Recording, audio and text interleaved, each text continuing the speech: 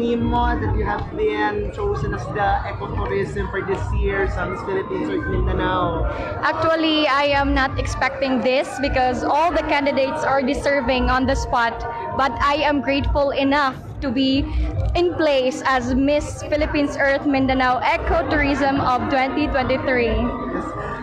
How was the journey that has been through the past 10 days sa inyong paglibot suroy as a candidate?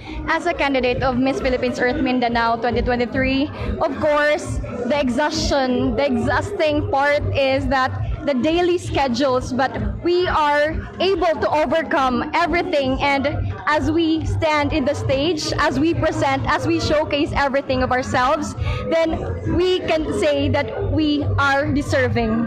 Na makay gustong pasalamatan, especially sa imong mga ginikanan or sa imong mga higala na naa dito sa Kandag. Yes, of course, I want to thank first our God Almighty because without Him, I am nothing.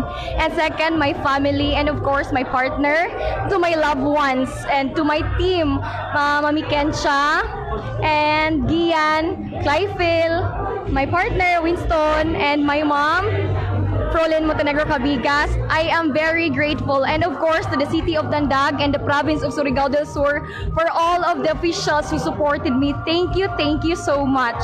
Alright. The reigning Miss Philippines Earth Fire Mindanao. Una sa tanan, grabe, overflowing kaya akong na-feel karon. Og daman kay salamat sa tanan ng suporta sa ako. Dili ni may tabo ko, wala mo. And sa akong na-feel karon, dili pa jud nagasinkin ng tanan. Like, nag-upload pa jud akong ideas, akong thoughts. But then again, thank you for this and that's it. Yes. How was the journey that you have been through within the past 10 days as the candidate? Oh, it was very challenging in a sense that we have a strict schedule. So in that times we have to really follow each one of them. We have little to no sleep and making sure that we are presentable physically and inside, and that's it. Thank you. Napakay pasalamatan, especially sa imuhang pinalanggang pamilya. Una sa tanan, salamat kay sa akong pamilya, salamat sa Ginoo nga gi-guide ko all throughout my journey. Salamat kay sa akong mga classmates na nag-support jud sa akong mga silingan, taga Sesame, salamat kayo sa among SK chairman sa Matina Crossing, salamat sa pagtabang financially, and sa akong school dara MMCM, salamat kay sa inyong suporta, sa inyong kind words. Look forward mo sa mga candidates natin dito ngayon sa Miss Philippines Earth Mindanao? Of course, first of all, I would like to take this moment to say, isang makalikasang gabi, Davao! Thank you for having me tonight and for inviting me to be one of the judges for Miss Philippines Earth Mindanao search. So I'm very excited to see the girls, and I've actually searched upon them before I got here. So I've seen the delegates, and I'm very much inspired by them. Also, really, they're super beautiful. Ganun ba pag Davaoeños? Ganda eh, maganda sila. And now I'm looking forward to hear about their advocacies and what they have to bring, to offer to the table of the Miss Philippines Earth. Since Yana, ikaw yung isa sa mga judges, ano yung mga qualities na hinahanap mo for someone na to carry the Philippines soon if they will get opportunity to win the Miss Philippines Earth? Definitely. So I'm actually looking for three qualities, no? Hard work, commitment, and purpose. Especially that, Miss Philippines Earth is really advocacy driven. It's really cost oriented. Unlike, not to compare to other pageants, but, ever since 2001, we have been really known to be that kind of a pageant, to really bring something new to the table, to help out the environment. And of course, I would love for a queen to be really authentic with her love for the organization. Because the organization can really offer us a lot, and now we have to, bring back to them.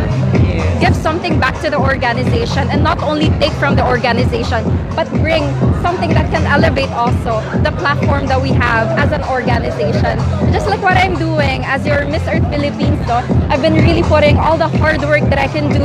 I've been traveling to different provinces to not only promote my own advocacy, but also the platform of the Miss Philippines Earth. Because if I may just share too, Miss Philippines Earth is part of the Big Four. Yeah. And there's a connotation in the world of pageantry Focus that in life is yes. yes, right? So I would love for people to realize, especially the queens in this generation, na it's Miss Philippines Earth, and not be asked na what's your next pageant. It's already Miss Philippines Earth. Parang ano na, exclamation point pa It ito. can be the end game for everyone, and that's my end game. At anong masasabi mo or advice mo sa bagong Miss Philippines Earth dito sa Mindanao na to air on the Mindanao International Pageant soon?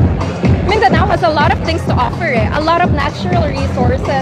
So if I may, give an advice to the new queen, hopefully this night, if I can get a one-on-one talk with her, I would definitely say bring back, the notion that it's really beautiful in Mindanao, and invite more people to visit Mindanao and promote sustainable ecotourism to here. You've been here in Mindanao on the month-long activities of Miss Philippines Earth. I saw your videos, your competition as well in Bukidnon. I know.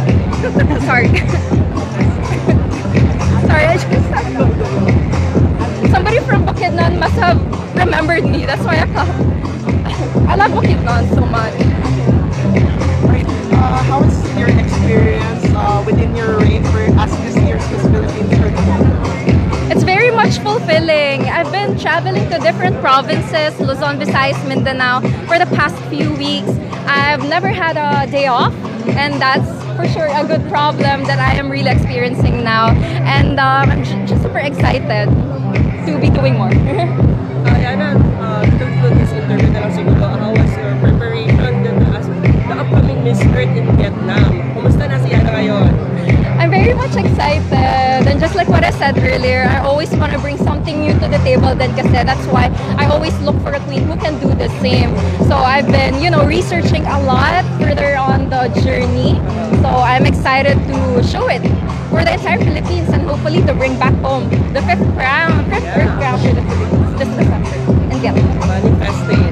Hopefully, yes. I'll be doing my best. Do you feel that you've won the Miss Philippines Earth for this year as Mindanao? Honestly, it is a mixed emotion since it is my second time joining Miss Philippines Earth Mindanao, and I think this is my time. And I am so overwhelmed, and I am so very happy to represent my city, Panabo, here in Miss Philippines Earth Mindanao, and I grabbed my crown finally. How was the journey and was it worth it po?